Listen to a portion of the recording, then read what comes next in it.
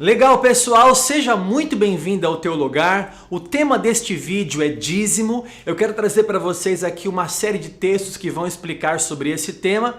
Algumas pessoas não vão gostar do que eu vou falar aqui, mas isso é muito importante e hoje nós vamos teologar.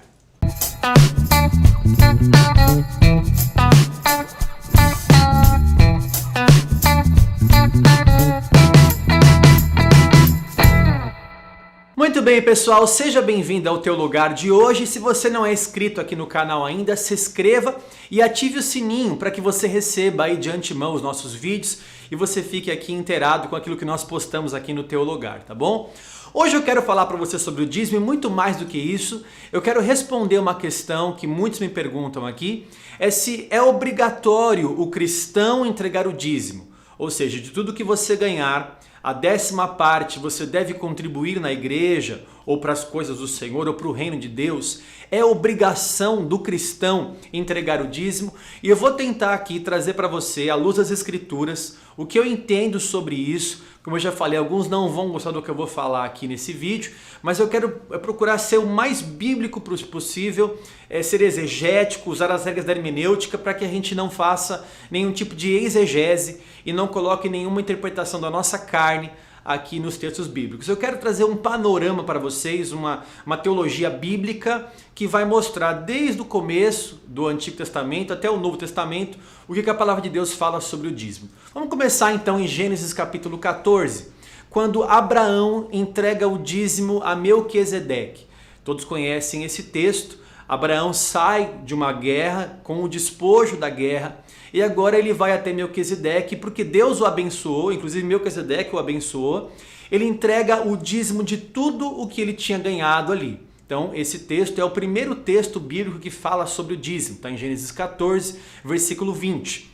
Posteriormente, o neto de Abraão, Jacó, faz um voto de entregar o dízimo também em Gênesis 28, do versículo 20 ao versículo 22. Ele pede a Deus que o abençoe na jornada que ele iria empreender e que se Deus desse para ele roupa e pão, que ele entregaria ao Senhor o dízimo de tudo o que ele ganhou. A Bíblia não mostra onde que ele entregou, como que foi feita essa contribuição.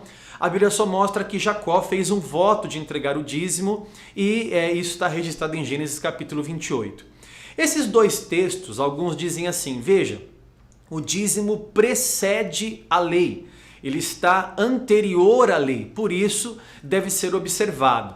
Irmãos, nós precisamos fazer uma pergunta para o texto. Quando você estuda exegese, a primeira pergunta que você faz para o texto é o seguinte: esse texto é um texto descritivo ou um texto normativo? Ou seja, ele traz ali uma descrição do que aconteceu e do que Abraão fez, do que Jacó fez, ou ele traz uma norma para que todo mundo que está lendo aquele texto execute também a mesma coisa que eles fizeram. E se você fizer essa pergunta para o texto de Gênesis 14 e Gênesis 28, você vai ver que é um texto descritivo, que descreve o que Abraão fez e o que Jacó fez. É, na verdade, um grande modelo, mas não há uma norma ali que nós devemos observar esse texto tem que ser também como norma para nós. Mas, na verdade, é um grande modelo. Posteriormente, você vai ler Êxodo, Levítico, Número, Deuteronômio. Você vai ver que Deus instituiu o dízimo na lei. Então Deus coloca para o povo de Israel a obrigatoriedade de entregar o dízimo para a tribo de Levi. Os filhos de Levi, e mais especificamente os da linhagem de Arão, eles contribuíam com o seu serviço no templo. Eles serviam ao Senhor no templo com o sacrifício, servindo ao Senhor com a adoração. Então esses sacerdotes e levitas, eles eram supridos pelas outras tribos que entregavam o dízimo para a tribo de Levi. Então as outras 11 tribos tinham a obrigação pela lei que Deus deu a Moisés para que eles suprissem a tribo que não tinha herança na terra. Todas as outras tribos tinham herança na terra que Deus prometeu. Mas a tribo de Levi, a herança era o Senhor. Eles trabalhariam para o Senhor e eram sustentados por aqueles que contribuíam com o dízimo. O dízimo, irmãos, não era só daquilo que eles ganhavam. Tinha vários tipos de dízimo na lei. O dízimo do terceiro ano, o dízimo do final do ano, do final da colheita. Era uma série de dízimos que o povo de Israel tinha a obrigação de entregar. Com o passar do tempo, entrou a monarquia, Saul, Davi, depois Salomão, a divisão do reino. E quando o povo de Deus foi dominado por outros povos, a prática do dízimo foi um pouco complicada para eles continuarem cumprindo toda a lei que Deus tinha dado para eles, visto que eles estavam dominados, primeiro pelos assírios, depois pelos babilônicos. Você conhece a história que Nabucodonosor entrou no templo e destruiu todo o templo.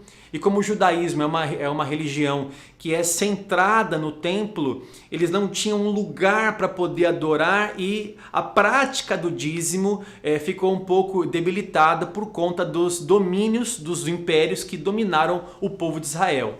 Então depois do povo babilônico veio o Império Medo-Persa e o Império Persa.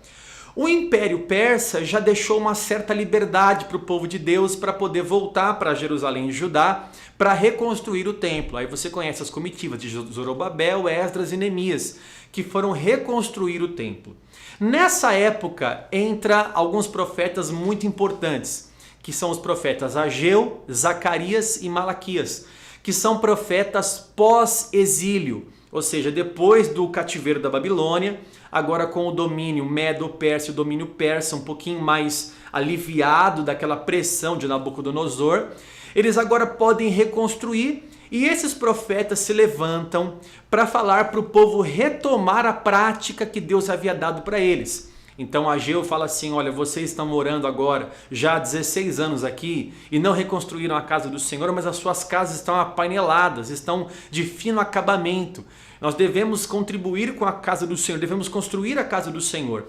E vem agora o profeta Malaquias, que esse é o texto que você mais conhece sobre o dízimo. Malaquias 3, do versículo 8 ao versículo 12. Roubará o homem a Deus, todavia vós me roubais e dizeis de que te roubamos, dos dízimos das ofertas. Com maldição sois amaldiçoados, porque a mim me roubais, vós a nação toda. Trazei todos os dízimos à casa do tesouro, para que haja multiplicação na minha casa, e provai-me nisso, diz o Senhor dos Exércitos. Se não vos abrir a janela do céu, não derramar sobre vós bênçãos sem medidas. Falando rápido aqui, porque esse texto já está até decorado. Por vossa causa repreenderei o devorador, para que não vos consuma o fruto da terra. A vossa vida no campo não será estéril, mas vós sereis uma terra deleitosa, diz o Senhor. Eu tenho um vídeo aqui no canal que eu falo sobre o devorador. Eu vou colocar aqui para você, é só você clicar aqui, você vai ver. Eu não quero falar sobre o devorador hoje, eu quero falar sobre a obrigatoriedade do dízimo. E agora você vê Malaquias dizendo assim, ó: trazei todos os dízimos à casa do tesouro. Veja, esse texto já não é mais um texto descritivo. Agora esse texto é um texto normativo. Porém, temos que fazer outra pergunta para o texto. Para fazer uma exegese correta, usando as regras de hermenêutica, você tem que perguntar qual que é o contexto histórico e cultural que esse texto foi escrito. Para quem foi escrito, em que época foi escrito. Então esse texto foi escrito por Malaquias, um profeta pós-exílio, que chamava o povo a voltar a contribuir no templo. Ainda estamos no Antigo Testamento e Malaquias ainda está falando com o povo judeu, o povo que tinha a obrigação pela lei que Deus deu a Moisés para contribuir na casa do Senhor com o dízimo, na reconstrução agora do templo, da glória da segunda casa. Então eles deveriam contribuir com o próprio dízimo na casa do Senhor. Então o profeta Malaquias ainda se dirige ao povo judeu. Não vemos ali ainda chegando o povo cristão, que só vai nascer no Novo Testamento.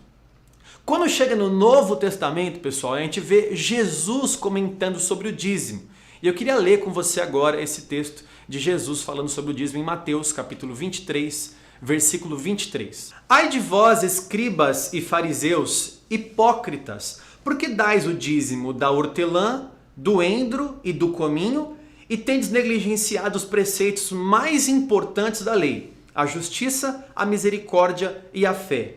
Devíeis, porém, fazer estas coisas sem omitir aquelas. Veja, Jesus está dizendo assim, olha, vocês precisam entregar o dízimo e vocês precisam cumprir os preceitos mais importantes da lei, a justiça, a misericórdia e a fé. Mostrando que uma prática religiosa de regra apenas de entregar o dízimo, Jesus dá aqui uma nova interpretação para quem não estava entendendo o dízimo naquela época. Não adianta você dar o dízimo, mas você não tem misericórdia do seu irmão.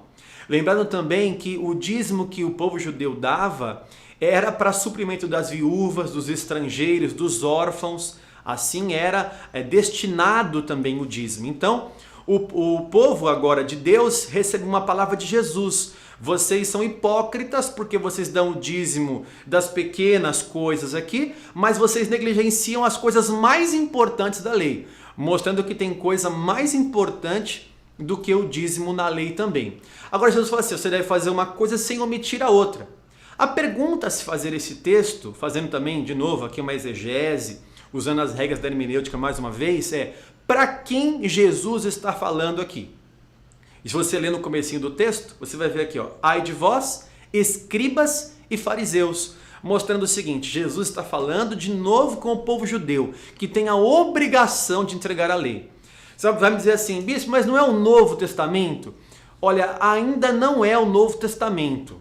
O Novo Testamento, ele não começa, irmãos, no nascimento de Jesus. O Novo Testamento começa na morte de Jesus. É só você ler Hebreus capítulo 9, versículo 17, e você vai ver que não pode haver e abrir um Novo Testamento vivendo ainda o testador. Então Jesus ainda vivo, ainda vivia no Antigo Testamento. Quando Jesus morre, morrendo o testador, abre-se então uma nova aliança que ele fez conosco, que é a aliança do Novo Testamento, né?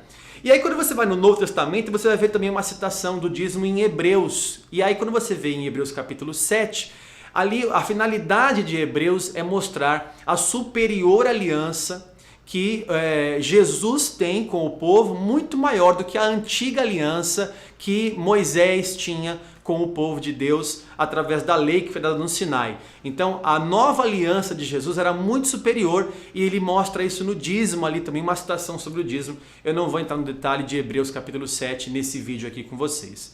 Mas a questão, voltando à primeira questão, é obrigatório o cristão entregar o dízimo?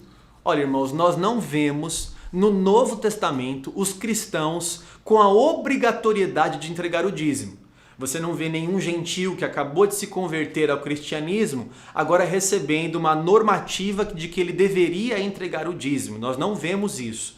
Como eu já falei em Hebreus capítulo 7, mostra que a aliança de Jesus ela é muito superior do que aquela aliança que existia no Sinai. Por isso que você vai ver no Novo Testamento as ofertas do Novo Testamento muito maiores do que as ofertas do Antigo Testamento. Alguns vão dizer assim, o dízimo é do Antigo Testamento, então eu não vou entregar porque eu vivo no Novo Testamento. Bom, se você vive no Novo Testamento, então as ofertas são muito maiores do que a do Antigo Testamento. Você abrir em Atos capítulo 2 e Atos capítulo 4, você vai ver que eles davam as suas propriedades e depositavam aos pés dos apóstolos, que distribuíam a qualquer um à medida que alguém tinha necessidade. Você vê também em Atos capítulo 5, Ananias e Safira entregando parte do valor e mentindo ali, dizendo que entregaram tudo. Morreram por causa disso e alguns vão dizer assim, tá vendo? Morreram porque não entregaram. Não, na verdade eles morreram porque mentiram ao Espírito Santo. Pedro falou assim para eles, olha, se vocês conservarem esse valor com vocês, é de vocês não precisam fazer isso. Mostrando ali que não havia uma obrigatoriedade de todo mundo entregar suas casas também. Agora, se você pegar as cartas, você vai ver que Paulo diz da voluntariedade e do coração de entregar. 1 Coríntios capítulo 16, Paulo fala que cada um deve contribuir segundo a prosperidade. Veja, o dízimo se encaixa bem nesse modelo também, mas não é especificamente ali dizendo que é o dízimo. Paulo fala, cada um com a sua prosperidade, separe na sua casa, no primeiro dia da semana estarei com vocês e vou recolher as ofertas para levar para a Judéia. Era a oferta de Corinto para o povo pobre da Judéia. A gente vê em 2 Coríntios capítulo 9, o Senhor fala assim, cada um contribua segundo tiver proposto no coração, não com tristeza ou por necessidade, porque Deus ama quem dá com alegria. Veja ali, mais uma vez a gente vê a voluntariedade em entregar e não a obrigatoriedade de entregar. Falando também como a oferta do Novo Testamento ela é muito maior do que a oferta do Antigo Testamento, se você for em 2 Coríntios capítulo 8, você vai ver as igrejas da Macedônia separando ofertas para entregar também para o povo que estava precisando, e esse povo entrega as ofertas além das suas posses. Estudiosos dizem que eles eram capazes de pegar dinheiro emprestado para poder fazer e entregar as ofertas que Paulo havia ali solicitado para o povo que estava necessitado.